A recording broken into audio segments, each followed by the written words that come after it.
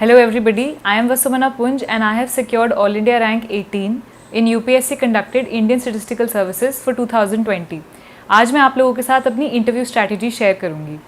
Interview के लिए मैंने 3 चीज़ों पे बहुत ध्यान दिया था। एक, जब जैसे ही रिटर्न का रिजल्ट आता है तो यूपीएससी एक डिटेल्ड एप्लीकेशन फॉर्म भरने के लिए कहती है। तो जो डिटेल्ड एप्लीकेशन फॉर्म है उसमें काफ़ी सारी चीज़ें लिस्ट वाइज आपके ऊपर कवर होती हैं, जैसे कि आप कहाँ बॉर्न एंड बॉट अप हो, आपकी स्कूलिंग कहाँ से है, आपकी एजुकेशन कहाँ से है, आपने कोई एक्स्ट्रा करिकुलर एक्टिविटीज़ की हैं, कोई और को स्कोलास्टिक अचीवमेंट्स हैं, अगर आप वर्क कर रहे हो तो वो, any hobbies that you have. तो ये बहुत सारा इन्फॉर्मेशन देता है इंटरव्यू बोर्ड को आपके बारे में जानने के लिए और आपसे उन चीज़ों पे क्वेश्चन पूछने के लिए। तो इन डैफ पे बहुत थॉरो मैं रही थी। जो मेरी हॉबीज़ थी उनके लिए मैंने बहुत अच्छे से पढ़ाई की थी इन टर्म्स ऑफ उसके साथ क्या क्या रिलेटेड करंट अफेयर्स हैं, कुछ कुछ ऐसा जो कि बोर्ड को इंटरेस्टिंग भी लगे और मेरी तरफ से भी एक वैल्यू ऐड हो। फॉर एग्जाम्पल, मेरी हॉबी थी writing short snippets of poetry. I also have an Instagram page by the name of the soft रैस्पिडी फॉर द सेम। मैंने मतलब ये अपना कंटेंट जो था वो तो साथ साथ देखा ही था, साथ में मैंने ये देखा था कि what does poetry mean in the Indian context, इसका ओरिजिन क्या है, इसकी हिस्ट्री कैसे है, कौन कौन कंटेम्प्रेरी पोइट्स हैं जो कि इंस्पायर कर सकते हैं, आज की डेट में पोइट्री की क्या कंडीशन है इंडिया में, and how is the medium that I am following bye Instagram for my poetry page is useful in today's context. तो ऐसी चीज़ें। वैसे एक और हॉबी जो मैंने लिखी थी वो थी yoga, which I took up during the lockdown period. तो उसके बेसिस पे उसके प्रोज कॉन्स, क्या इंडियन कॉन्टेक्स्ट में उसकी रेलिवेंस है, international yoga day related, something related to the asanas, ऐसी जो भी आपकी हॉबी हो उसके लिए बहुत थारो रहें कि उसके करंट कॉन्टेक्स्ट में भी क्वेश्चंस पूछे जा सकते हैं for your hobbies. Same goes for the education and schooling part. The interview board may ask questions related to what was the schooling like, what all we study. जैसे मेरे interview में मेरे से मेरे मास्टर्स के बारे में काफ़ी पूछा गया था। इंटरव्यू बोर्ड ने ये भी बोला था कि tell us something about the subject that you have studied. तो वो चीज़ें बहुत क्लियर होनी चाहिए आपके दिमाग में भी। This was one portion. Another portion which I studied या which I prepared for well during the interview was current affairs. तो करंट अफेयर्स एक ऐसी चीज़ है जो कि क्विकली इंटरव्यू बोर्ड को बहुत अच्छा ग्राउंड दे देती है आपको असेस करने के लिए कि आप कितने अवेयर हैं और आप कितना इन डेप्थ में उसके बारे में जानते हैं। तो जैसे कोविड के बाद बहुत सारी चीज़ें इन टर्म्स ऑफ स्टेटिस्टिक्स आई कि माइग्रेंट डेटा कैसे है, जीडीपी में बेस ईयर चेंज हुआ था कुछ टाइम पहले, तो उसके बारे में भी पता होना चाहिए। डेटा मैच्योरिटी कैसी है, मॉस्पी के विजन 2024 के बारे में मैंने काफ़ी अच्छे से पढ़ा था। नेशनल इन्फॉर्मेशन इंटीग्रेटेड पाइपलाइन जो कि मॉस्पी का एक की प्रोजेक्ट है, उसकी क्या वैल्यू ऐड है इंडियन सिनेरियो में, नेशनल स्टेटिस्टिकल सिस्टम के सिनेरियो में वो किस तरह से वैल्यू ऐड कर रहा है, ये सब भी एक बार देखा था इन टर्म्स ऑफ करंट अफेयर्स। इसके साथ साथ अदर टॉपिक्स, जैसे कि जब मेरा इंटरव्यू था तब माओइस्ट अटैक्स भी हो रहे थे, इलेक्शंस भी चल रहे थे, तो काफ़ी कुछ मतलब in terms of current affairs था।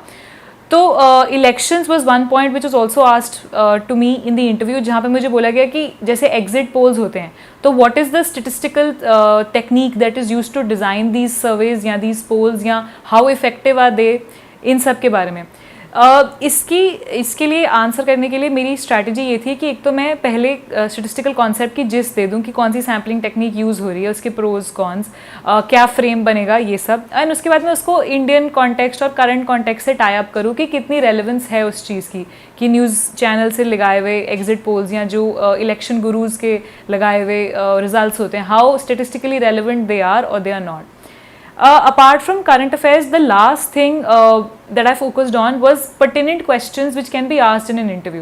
अब ये दो सेट्स में हो सकते हैं। एक जो कि मतलब कोर HR टाइप क्वेश्चंस आपसे पूछें कि why do you want to do ISS, why do you like statistics, what is the role of statistics in today's economy, how can it be used for general welfare, public good, some questions along these lines. और जो next set of questions होते हैं वो होते हैं pure technical questions, और pure technical questions generally पूछे जाते हैं ऐसे इंटरव्यूज़ में। मेरे से एक मेंबर ऑफ द बोर्ड ने कम्प्लीटली टेक्निकल क्वेश्चंस पूछे थे। तो उनमें ऐसा नहीं है कि रिटर्न की जितनी पढ़ाई करनी पड़ती है, मैंने सिर्फ कॉन्सेप्ट वाइज देखा था कि अगर supposedly we are talking about ANOVA, तो अनोवा का मतलब क्या है, वो एनोकोवा से डिफरेंट क्यों है, कोरिलेशन रिग्रेशन कैसे हो रहा है। क्योंकि वैक्सीन्स बहुत चल रही थी तो मेरे से एक क्वेश्चन ये भी पूछा गया था कि आप एफिशिएंसी एंड प्रिसीजन में फ़र्क बताइए, फिर एफिकेसी से कैसे टाइड अप है। तो एग्जाम्पल्स में यू कैन गिव इन की जैसे स्पुतनिक 5 है, उसकी एफिकेसी इतनी है, what does it mean. For the Indian people, for the general masses. फिर ऐसे क्वेश्चंस भी हो सकते हैं, जैसे मेरे से एक बार पूछा गया था एक बोर्ड में कि how can you improve public trust in national statistics. तो इसके लिए you have to read about current developments which are happening in the statistics scenario, जैसे कि United Nations fundamental principles of official statistics MoSPI ने भी अपना लिए हैं और यूज़ भी कर रहे हैं। तो ये सब चीज़ें हैं जो बिल्ड कर सकते हैं। टेक्निकल क्वेश्चन वाइज अब शॉर्ट मैंने बुलेट्स वो बना लिए थे कि ये इधर से मुझे रेलेवेंट कॉन्सेप्ट लग रहा है, ये थोड़ा और इम्पॉर्टेंट लग रहा है, सैम्पलिंग के ये टेक्निक्स जनरली यूज्ड हैं, तो ये सब चीज़ें आएंगी। Somewhere along the general tips जो कि इंटरव्यू में हेल्प आती हैं, जो मैंने भी फॉलो की थी कि I worked a lot on my body language. कहीं से my body language was very receptive, very open, ready to know, ready to learn. कहीं भी ऐसा ना लगे कि आप डिस्टेंस्ड हैं या you are not open to से डिस्कशन। तो body language helps a lot. आपका eye contact with the board member that you are conversing with helps a lot. आप जैसे बैठे हैं, मतलब ऐसा ना हो कि आपका स्टांस बिल्कुल क्लोज्ड हो, शट कर रहे हो आप कभी हाथ ऐसे करके मत बैठिए, क्योंकि वो एक इंप्रेशन देता है कि you know you are not receptive to the ideas that are going there.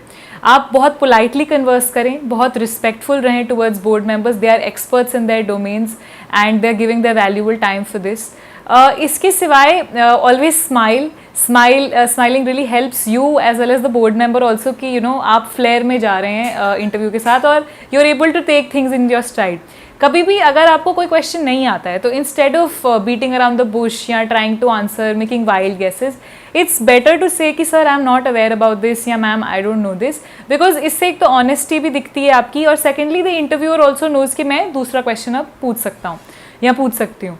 तो ये हेल्प करेगा बहुत। And just be confident, be your self, those things will help you. I would also like to thank my parents, my brother, my grandparents and my friends who supported me and guided me through this journey. उनके बिना ये बिल्कुल possible नहीं हो पाता।